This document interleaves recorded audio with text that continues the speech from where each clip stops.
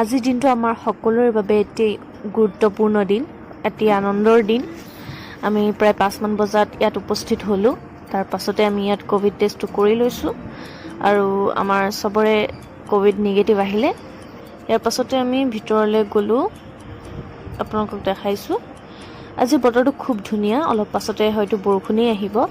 খুব ধুনীয়াকৈ বতাহ মাৰি আছে, খুব ঠাণ্ডা আজি বতৰটো। ৰাতিপুৱাৰ পৰিৱেশটো আপোনালোকক দেখাইছোঁ। ইয়াৰ পাছতে আমি এতিয়া চৌতিৰ বাহিৰত ধুনক অতীত সময় দিলে আমি বাহিৰত ৱেইট কৰি আছোঁ।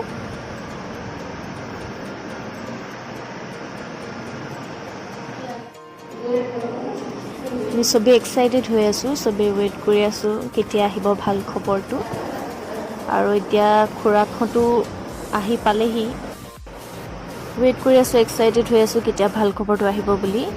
আৰু ফাইনেলি ভাল খবৰটো আহিলে। এয়া আমাৰ ল'ৰাৰ বাপেক।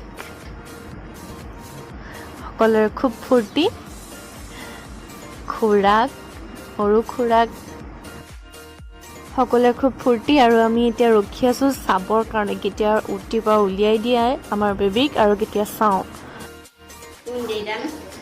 আৰু এয়া আমাৰ লিটিল হিৰো, আমাৰ সকলোৰে মৰমৰ, যাৰ কাৰণে ইমান অপেক্ষা কৰি থাকিলোঁ আমি। আৰু বেটাক উলিয়াই দিলে যদিও মাকক এতিয়া উলিয়াই দিয়া নাই, আমি মাকৰ কাৰণে ৰখি আছোঁ। আৰু এয়া মাকক লৈ আহিছে।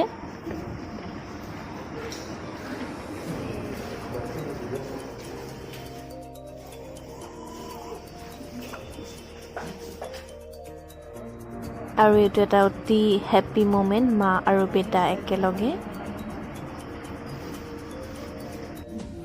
আৰু দেউতাকে লৈছে প্ৰথমবাৰ, বেটাক লৈছে। খুব ফূৰ্তি সকলোৰে।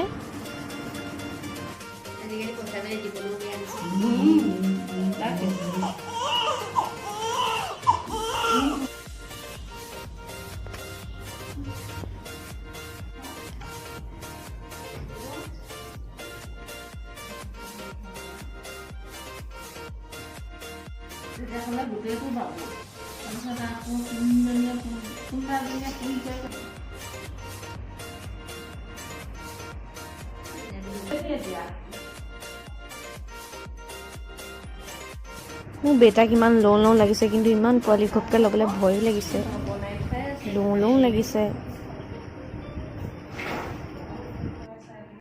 আৰু এই মিঠাই বিলোৱা পৰ্ব, চবকে মিঠাই দিব গৈছে ভিনদেউ।